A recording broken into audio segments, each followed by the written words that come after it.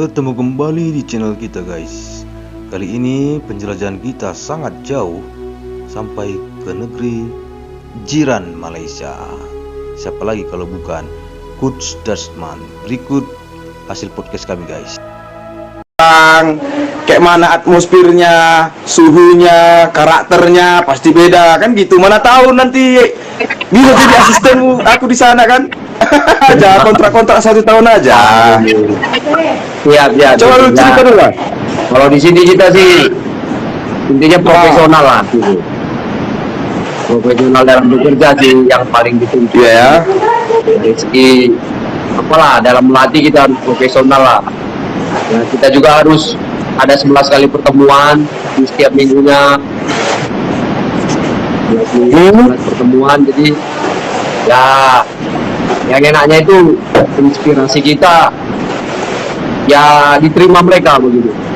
Kita bagi yang baru, mereka terima. Jadi itu kita eksperimen pelatih ini lebih keluar lah begitu pada atlet. Eksperimen kita lebih tertular lah begitu. Jadi nggak ada ya, intervensi dari luar tuh jarang, nggak ada intervensi dari luar. Yang selama aku di sini belum ada intervensi dari luar lah. Baik itu dari ketua mereka. Politik gak ada politik. Ya, politik tidak bisa kita pungkiri. Tapi selama aku di sini ya intervensi itu nggak ada. Ya urusan saya cuma di sini profesional. Ada orang saya latih.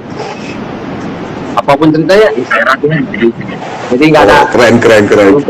Kita bilang pengurus, kita mau begini, mau ini, alat ini. Ya mereka masih dengar. Oke, kita butuhin walaupun agak lambat sedikit, tapi tetap dibutuhin. Semua. Atlet juga dari segi gizi, dari segi makanan, kita kasih tahu yang terbaik, mereka bisa terima itu. Itu enaknya sih gitu. Iya. Belajar dari pengalaman ya gula merah.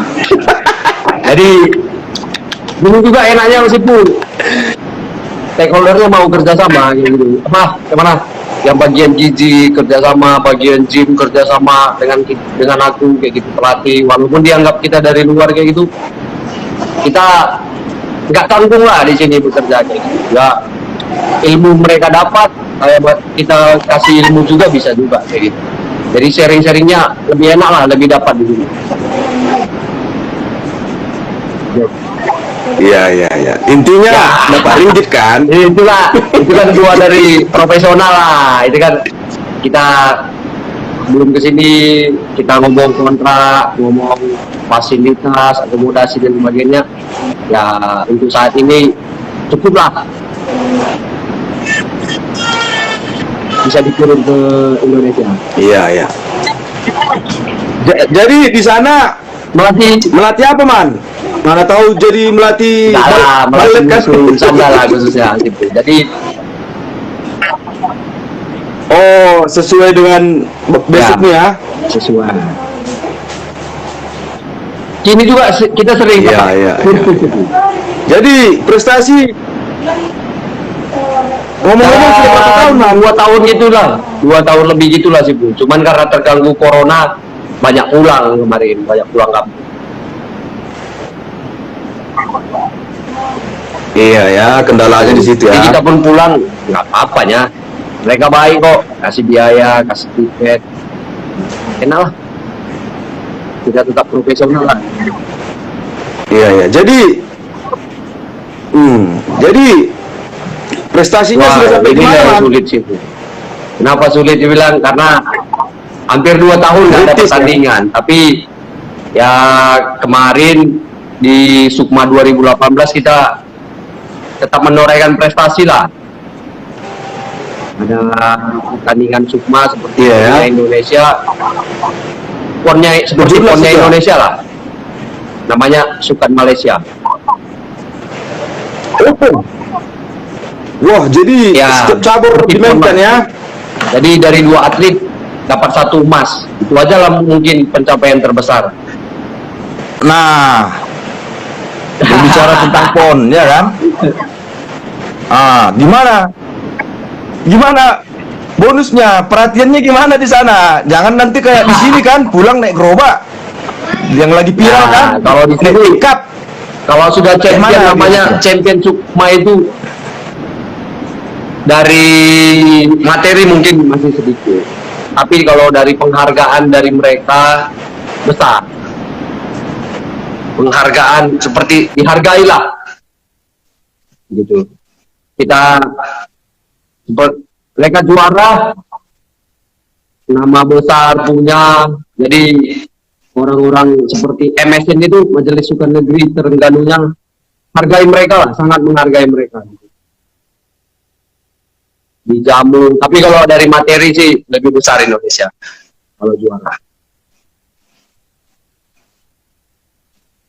Tapi bentuk perhatian prosesnya diperhatian betul-betul ya. Ya Kalau prosesnya diperhatikan kan, prosesnya yang diperhatikan kan. proses diperhatikan sih, sebelum saya lihat. Inilah semoga nanti ada kesempatan. Ya, kita udah ajukan apa bisa ke Indonesia latihan. Ya, semoga bisa ke negara lain juga latihan. Iya. Jadi target gimana nih? Karena kan Suhut tuan rumah loh, nggak ada niat pulang kampung. Kalau mengenai itu sih Bu, mengenai PON 2024 pasti kan Marsipature Hutanabe. Intinya kan pengurus dulu baru pemerintahnya kan gitu. Kalau pengurus juga mau kita, ya kan perpanjangan kita kan pengurus dulu ke pemerintah. Jadi kalau pengurus juga mau, ya kita deal, oke, kita pulang. Ya kita bukan berharap, aku yang lebih pantas, aku yang lebih hebat. Enggak lah, banyak pelatih yang hebat, banyak pelatih yang hebat, bukan kita gitu ya. Tapi kalau kita dikasih kesempatan ya kenapa tidak? Gitu kan. Kita juga nggak merasa hebat lah. Aku juga pelatih, Iya. bodoh-bodoh jadi sini, masih banyak sini pelatih tim nasional mereka sih Bu. Baru-baru ini pulang dari Kazakhstan melatih silat. Pelatih tim nasional Malaysia. Di sini pelatih taekwondo tim nasional Malaysia. Jadi aku masih paling bodoh lah di sini. Bukan Iya, gitu, lupa serius. memangnya ini. Sini karena partner kita kan pelatih judo, pelatih tim nasional Malaysia, kita banyak sharing, bantingan begini ya. Kita sering sama latihan. Jadi belajar banyak lah. Ini rata-rata pelatih tim nasionalnya Malaysia. Jadi intinya konsep melatih program nggak jauh berbeda sama di Malaysia sama di sini ya. Ya, inovasi pelatih lah, saya sendiri lah. Oh, ada pun teman saya partner saya dalam melatih kan, ada satu orang tuh coach taekwondo Malaysia. Ya kita sering sharing dari apa yang menjadi buah pikiran diterima mereka kayak gitu. Karena diserahkan sama kita kan, kamu yang mengerti wusu. Ya, kultur, kebiasaan pasti berbeda.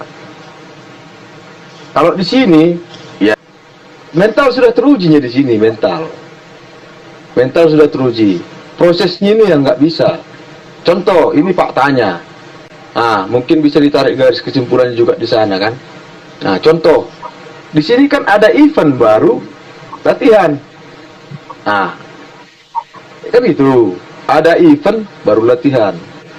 Nah, apakah di sana juga kayak gitu? Kalau di sini enggak lah situ. Itu tergantung. Memang kalau aku lihat juga kalau di kampung kita, ya itu kalau program dari KONI apa gitu harus tetap latihan. Tapi kadang kan atlet ini alasan lah. Inilah kadang-kadang atlet kan cari alasan ini keperluan ini. Cari alasan lah supaya tidak latihan. Yang atlet yang prop juga gabung ke amatir, jadi terkontaminasi juga kan, ikut-ikutan juga jadinya. Nah, ini yang menjadi fenomena yang Betul, ya betul, gitulah. betul. Ya tapi walaupun atlet profesional maksud saya kan, ya kalau di latihan itu handphone no gadget lah. Karena apapun ceritanya kan, mau amatir mau profesional, bagaimana kita mau konsen, handphone selalu kita pegang. Ada orang mukul sandbag, waktu mukul sandbagnya jadi video baru bagus. Lepas setelah itu Kayu kayu. Ngos-ngosan. Kalau di sini asli memang kalau saya lah sebagai pelatih, kecuali orang tua baru kau angkat. Kalau pacar apa, kau mau buat video, no. Lebih baik kau pulang aja, kau baik-baik sama mamamu sama papamu, kerja baik-baik. Itulah daripada megang handphone hati. Ya, jadi intinya dapat kesadaran si atlet. Karena juga kita lihat seperti Conor McGregor, Manny Pacquiao dan sebagainya. Itu. Ya mereka latihan ada tim media sih. Ya, Jadi kan kadang-kadang kan yang kadang-kadang sindrom star apa semua gitu mukul pet hebat. Ada kamera, tapi setelah nggak ada kamera, kadang kan pelatih juga kan. Ya satu sisi dilema sih pelatih, keras salah, tidak keras salah, tegas salah, tidak tegas salah. Gitulah kadang membina atlet nih kan. Kadang-kadang atlet merajuk dan sebagainya, banyak lah. Kalau udah merajuk udah susah. Dan seakan dibutuhkan kali kan Ya gitu. saya punya pengalaman kayak gitulah. Dan memang kan minat masih sedikit, saingan masih sedikit man. Coba setiap RT ada 1.000 atlet. Ngeri juga kan? Teman kan ya kembali ke atletnya sih. Jangan ya mau profesional mau amatir. Ya. Ya harus punya attitude lah menurut saya, dalam attitude bermedsos, attitude apa sama pelatih gitu. Kadang kan di profesional ini kan pelatih itu nggak dihargai. Wah saya bisa latihan sendiri, saya latihan dengan teman lain kok. Ya makanya kadang mainnya ayam sayur juga. Ya mirisnya sih Bu. Aku sih ini yang aku lihat lah, bukan yang kritik atau apalah. Pengalaman yang benar Pembinaan lah selama kan? ini di kampung kita lah khususnya, kita kan dari kampung nih. Nggak ada pembinaan kayak gitu, yang juara nggak dihargai. Apalah urgensinya para pengurus Kadispora pergi ke Papua dengan uang puluhan juta tiket. Sementara uang pembinaan di kampung sendiri kan, ngapain pergi dia? Dia pun di sana, sorak-sorak nggak perlu ya. Ya enggak itu? Ya untuk apa foto-foto? Tapi pembinaan kan bagus dikasih. Uang. Betul. Nah, kan? Belum lagi uang hotel. Tapi itulah, memang reformasi birokrasi di olahraga harus perlu sih. Ya, bilanglah selama latihan dikasih nggak itu podiumnya, dikasih nggak es cendol. Kabupaten nggak tahu lah kita, ya kan gitu. Cuman kan ngapain sih perlunya mereka ke sana gitu? Daripada di sana lebih baik uang itu dikasih sama atlet, masuk aja sih, ya tambah semangat ya. Apalagi ini kan terjadi penurunan prestasi. Iya. Apalagi Karo 2016. Iya, itulah yang aku bilang. 2016 berapa Mas? Iya. Sekarang berapa Mas? Ya turun pasti. Lebih baik ngapain ke sana mereka? Semoga lah ini wakil bupati Dia bupati masalahnya. kan udah dari orang olahraga sih Bu. Semoga lah lebih bagus lagi. Ya semoga lah. Dia kan setahu kita manajer Karo United. Kita lihat lah kan. Tapi kulihat juga kayaknya ya pas mau calon aja kemarin heboh-hebohnya, sekarang nggak lagi kuliah.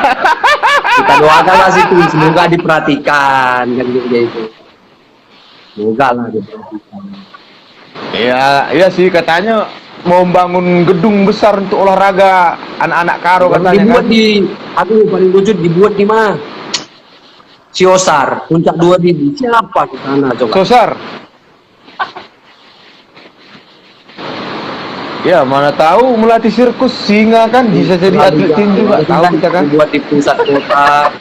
Orang dari kampung kan datang ke kota semua. Kebetulan foto ngapain sekolah di kota kan. Iya. Mungkin ada kajian terakhir. Iya itu Kajian masalahnya mah. beda lah mungkin. Pesan terakhir lah untuk para apa aku nanti nih subscriber. Kebetulan banyak yang pemain bela diri di dalam kan gitu. Apalah kunci keberhasilan? Kunci keberhasilan menjadi atlet itu. Yang awal tadi lah Sipu, disiplin, ya memang harus disiplin. Attitude juga harus dijaga, ya, dan latihan, latihan, dan latihan. Itu aja sih Bu dari aku.